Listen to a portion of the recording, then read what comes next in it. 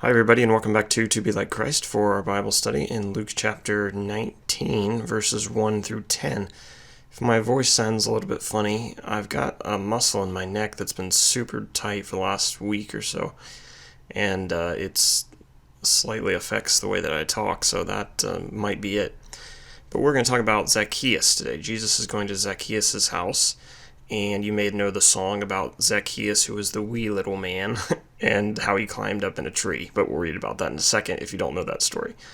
Jesus is on his way down to Jerusalem, and he has to go through Jericho in order to get there. So that's where we're kind of picking up here. So let's read Luke chapter 19, verses 1 through 2. And he entered Jericho and was passing through, and behold, there was a man named Zacchaeus. He was a chief tax collector and was rich. Let's talk for a second about Jewish tax collectors in the first century, because, we don't really have tax collectors running around today, and if you don't know the history behind these guys, it might seem strange that tax collectors are mentioned so many times in the New Testament and in Jesus' ministry. So the Jews hated tax collectors. Now, that was true for the obvious reasons. Nobody wants the IRS or the Internal Revenue Service in the United States showing up at their door and asking them for tax money. But it was also true because these tax collectors were considered sellouts. They were Jews who actually worked for the Romans, and the Jews collectively disliked the Romans because they ruled over them. But these Jews had basically betrayed their own people to go work for the Romans because it was a profitable job. And they were also notorious for being thieves. So it was common for them to demand more taxes than people actually owed. And they would kind of skim the excess off of the top. So let's say the Romans issued a tax of $5. So their job is to go out and to collect $5 from everybody. Well, the tax collector would go up to his fellow Jew and he would say, the Romans want $7 today. So he would give the Romans the 5, and then he would take the 2 for himself. And a lot of them, this was the draw. You were going to be hated by your countrymen, but you also had the potential to be rich. And here we see in verse 2 that Zacchaeus was a chief tax collector, and it specifically states that he was rich. You may recall Levi, or Matthew, in Matthew chapter 9, and we've also talked about him in Luke. He was one of Jesus' 12 apostles, and he had a career in tax collecting. So it's kind of interesting that he might have been looked down on or disliked by a lot of the other apostles, or that might have been their initial bias towards him, the initial stereotype, until Jesus taught them to think differently. So Jesus is in Jericho. If you remember Jericho from the Old Testament, it was where the walls fell down after the people marched around the city. Well, it had been rebuilt, and so Jesus is back in Jericho. He's on his way down south. Verses 3 and 4. And he was seeking to see who Jesus was, but on account of the crowd he could not, because he was small in stature. So he ran on ahead and climbed up into a sycamore tree to see him, for he was about to pass that way. Zacchaeus, he wanted to see Jesus as he passed through town, but there were these large crowds that were preventing him, and it didn't help that he was a rather short man. I don't know if this is the only time in the Bible that someone is described as being small of stature, but this is how we always remember Zacchaeus. So to overcome his height deficiency, or whatever the politically correct way to say that nowadays is, he decided that he was going to climb up into a sycamore tree to get a better view. And there are, in the notes on what page is this? I'm on my electronic notes. I don't know for sure.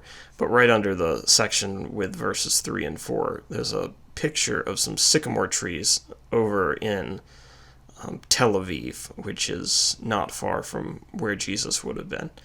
Sycamore trees in the United States, I know, have that very cool white appearance, where the bark peels off.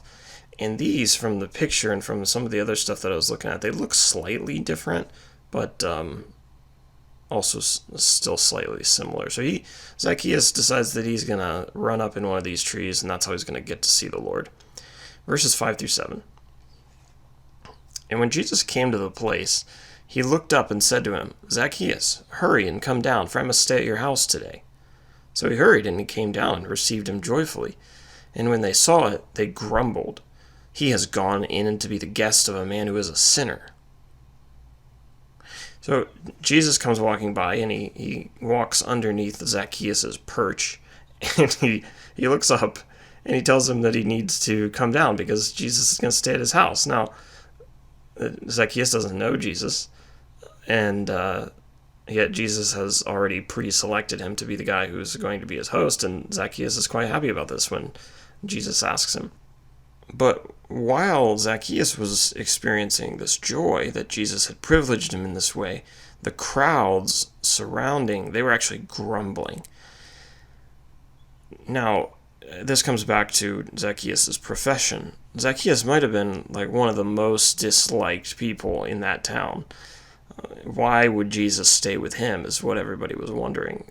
There were probably hundreds of, quote, godlier people in Jericho that Jesus could have stayed with and who would have loved to host Jesus, and yet here he decides to hang out with this dude who's a traitor to his country and maybe even a thief. Verse 8. And Zacchaeus stood, and he said to the Lord, Behold, Lord, the half of my goods I give to the poor, and if I had defrauded anyone else, or if I had defrauded anyone of anything, I restore it fourfold.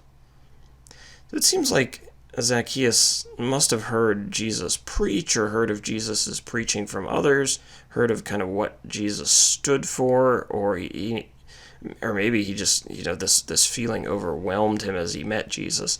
But he immediately told Jesus all of the changes that he was going to make in his life now that he was coming to his house. And I don't think that there was any self-righteousness in these comments. It doesn't seem like it. This was just a man who recognized his own sinfulness, and he committed himself to repentance. So Zacchaeus told Jesus that he would sell half of his stuff, and he'd give it to the poor, and he would repay anyone who he had defrauded 4 times over. He must have felt guilty about his wealth and how he had acquired it. Before meeting Jesus, he had basically just been storing up treasures on the earth, and now he wants to store up his treasure in heaven. And so the transitions should look kind of similar for modern day Christians when we have an encounter with Jesus and when we become one of his disciples. We should start living for spiritual things instead of devoting our whole heart and all of our attention and time to the physical stuff. And an application here. Repentance should be accompanied by action to make past wrongs right, if possible. So it's not always possible to make your past wrongs right, but sometimes it is. I think when we think about repentance in the church, if there is an opportunity for us to go back and to make right what we've done wrong to others and maybe patch up and repair our influence with those people, then that is a good thing to do. Zacchaeus here, he had the means to pay back anyone who he had defrauded, and he resolved to do that. He could have just said, well, from now on, I'll live the way that I should, but I'm not going to give back what I stole. Well, here, his actions are in line with his repentance. Verses 9 and 10. And Jesus said to him, Today salvation has come to this house, since he also is a son of Abraham. For the Son of Man came to seek and to save the lost. So Jesus goes to Zacchaeus and he says that salvation is going to come to his house this day. And it's implied here, I think, in the text that Jesus was also saying this to the surrounding crowds. They needed to hear this, and he made sure that they did. Jesus reminded the crowds who Zacchaeus was. He said, they were grumbling when Jesus had said that he was going to Zacchaeus' house. But Jesus told the crowds that Zacchaeus was a son of Abraham. He was a Jew. He was one of them. And Jesus came to save lost people, of who Zacchaeus was one, along with all of his fellow Jews. And so whether they realized it or not, they were in the same situation that Zacchaeus was, a sinful Jew. And Zacchaeus may have sinned in his own unique ways and been had certain temptations that he was weak to, but there's no doubt that that was true for every Jew who was standing in that surrounding crowd, and maybe they just needed to look a little bit more introspectively to realize that they weren't very much at all different from Zacchaeus. So it shouldn't be shocking to them that Jesus would go to a sinful Jew's house to have dinner or have a meal, because that's exactly who he had come to the earth for. The scene here is actually really similar to the scene in Matthew chapter 9 when Jesus called Matthew to follow him. As we mentioned, Matthew was a tax collector, and Jesus called him to follow him, and he invited Jesus to his house, where other tax collectors and sinners had gathered. And the Pharisees did what? You remember? Well, they grumbled about it. Like, oh, why is he sitting in there with tax collectors and sinners? And Jesus responded to them in a very similar way. So I guess we see here, these might not have been the same Pharisees, but what we see is Jesus repeatedly having to teach these lessons to people because they either, maybe this was their first time hearing it, but I think it could also very well be the case that these people are just not learning the lesson that they need to learn. They're not losing their self-righteousness and realizing that Jesus has come to save the lost and that they're included in that lost group. So Jesus responded this way in Matthew chapter 9. He said, "Those who are well have no need of a physician, but those who are sick. For I came not to call the righteous, but sinners." So in just one final application before we close, this is kind of a short video, but the application is this. A person shouldn't be afraid to come to Christ because they're a sinner. Jesus came to the earth to welcome sinners home, to welcome the lost sheep, to welcome the lost coin, like we talked about, I think, back in chapter 15, to welcome the prodigal son, right? I mean, this is really all kind of the same theme. Jesus and God are inviting these people back to him. And shame on anyone who would snub their nose at these sinners, because God certainly doesn't snub his nose at them. He wants to extend grace and forgiveness to them. So, but anyway, back to the application. A person shouldn't be afraid to come to Christ because they're a sinner. And Christians should never look down on those who are searching for Jesus, because we can't forget that we need Jesus' grace to save us as well. So, I've heard a lot of people, and not so much heard them audibly, but felt the attitude in them, or the thought in them, that they can't show up in a church. They can't go do some activity with churchy people. They don't belong in a church building because they're sinners. And their life isn't right. And I've heard people say, well, when I get my life right, or when I quit this sin or whatever, then I'll start coming into church. Or when I get out of this situation, then I'll start coming into church. The right, and not even just coming to church, like attendance is what matters. But then, once I get these things right in my life, then I'll go looking for Jesus. No. You go looking for Jesus when your life is in shambles, and Jesus puts your life back together. You're not going to be able to put your life back together and then find Jesus. I mean, that's kind of... Well, first of all, you can't put your life together without Jesus. You can't turn away from sin and live for anything meaningful and put anything meaningful in sin's place unless you have Jesus. Right? So don't fall into that trap thinking that, oh, well, when I'm a better person, that maybe then I'll be welcomed among the disciples of Jesus. No, you're welcomed when you're a sinner, and then every effort is made to help you as you want to change, and God helps you to change. And that's why Jesus came, to seek and save the lost. So if you feel like you're a lost sheep, or a lost coin, or a prodigal son, or a prodigal daughter, now's the right time. Or a Zacchaeus, who's hated by everybody and maybe has done some dishonest things in your life. Now is the time to come to Christ and to seek help from him. Don't wait. He's ready to welcome you now. He wants to come into your house and bless you and save you and bring you back to the fold of God.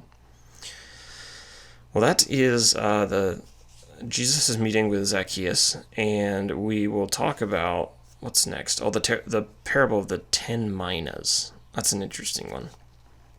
I'll talk about that in the next video. And let's see. I am now actually not any longer in Guam. Megan and I flew home yesterday, so it was quite a long day yesterday, but we got back to Ohio, where my parents live, and we'll be here for about a week and a half before moving on to Albania. That's pretty exciting, and if you have some time, or if you remember, definitely appreciate your prayers about the smooth transition. Everything's gone well so far, and I think everything will go well in the upcoming weeks. So we're really looking forward to that and being able to work on this full time and devote more time to a number of different things that have been put on the back burner because, well, Megan has been working a full-time job and then some, and she's going to come over and do some ladies' studies and some resources for To Be Like Christ, and it should also free me up a little bit as well, just in the way that my time is going to be structured and set up, and with her not working, and it should be good, I think. And this is what we've been praying for a long time, and hopefully God will allow us to use the time that we have wisely and make the most of it. And I'm sure He will. The question is, will I? But anyway, yeah, so that's what's coming in the upcoming weeks. I just wanted to thank everybody who's been supporting this channel, whether it's through Patreon or just through comments, hitting the like button, subscribing, whatever. It's been super helpful, and the channel's growing, and we're almost to 12,000 subscribers. I haven't looked in the last couple of days, but we're getting there, so that's exciting. The growth has picked up, and hopefully over the upcoming years we can build this thing out and reach a lot of people. All right, I hope everyone has an excellent day, and I'll talk to you later.